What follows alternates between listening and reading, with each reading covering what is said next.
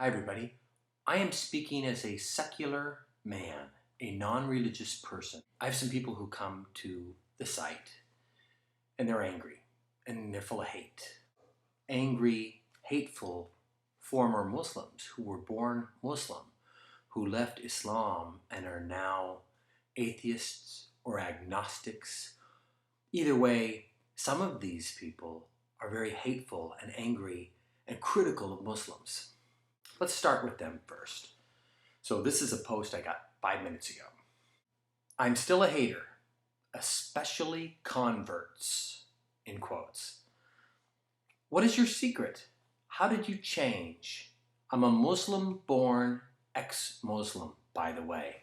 Well, I have met lots of Muslim-born ex-Muslims who hate Muslims and think Muslims are ridiculous. If you're in a particular faith and you're getting fed up and you want out, you almost have to build up an extreme polar opinion.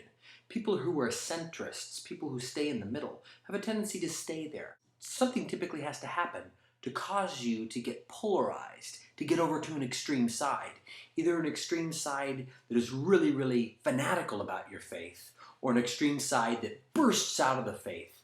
And that sort of fanaticism, that sort of energy to drive you, to force you out of your religion, usually takes with it, I've noticed, sort of a hate and a rage and an upset over the whole topic of the faith. I know, having been to a few different churches and religious organizations, the most annoying and difficult people I've ever met in my life were around religion. Always. Whether it be a church or a synagogue or a mosque. Once people get into the psychology of the governance of any religious group, you'll find there's people seeking power, and there's rude people and cruel people, and they hide under the mask of their faith. Some people don't, some people do. But this man and many others obviously had some really bad experiences. And part of their cleansing and getting away from those bad experiences was to completely banish that faith from their life. I don't think it has to be that way.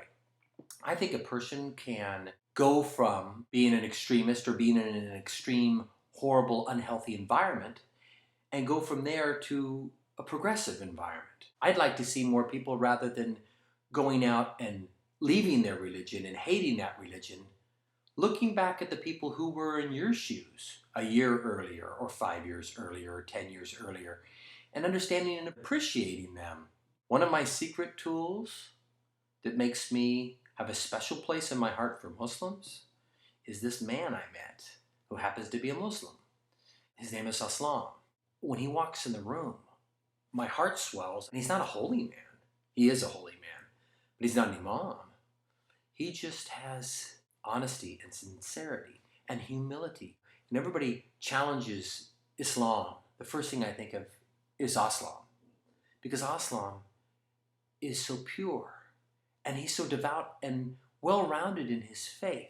And he's loving and he's passionate. And he's never, ever, in my relationship with him over the years, never tried to push me to Islam. I prayed with him, and I trust him implicitly. Aslam, I just have a special place in my heart for this guy. And you know, if you left Islam, you know, even though you may think you hate Islam, there are things that you loved about it, and there are people who are still Muslims who you love. Very likely, I'll bet. And I bet some bad things happened that traumatized you. And I bet when you left, this is how you had to do it. You had to break free. Otherwise, maybe you were afraid you might come back. He says he especially hates converts. And I've heard this a lot.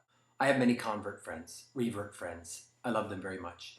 I'm surprised sometimes at how extreme some, especially new converts, are. I've run into some people who've just recently converted to Islam, and they have views. When I start talking to them, like online, we dialogue, I assume that they're from some really, really ancient place where they've been practicing Islam for a long time, and they're very old school. But I'm surprised to find how many Muslims that are recent converts who live in America who practice old school Islam. And it makes me wonder if any of them are choosing Islam because it rebels against what America stands for. So I'm wondering, are there people out there who are getting drawn to Islam because they're so sick of America and they're so sick of the culture and the wasting and the infidelities and all that. Maybe it's a backlash. Maybe some people are choosing and drawn to Islam because it represents everything that stands in the face against America to them. Here's an example. I was in an event with some religious leaders, and we were at a masjid full of Muslims. And there was one convert in the room, and he's a recent convert. And I brought in a political leader.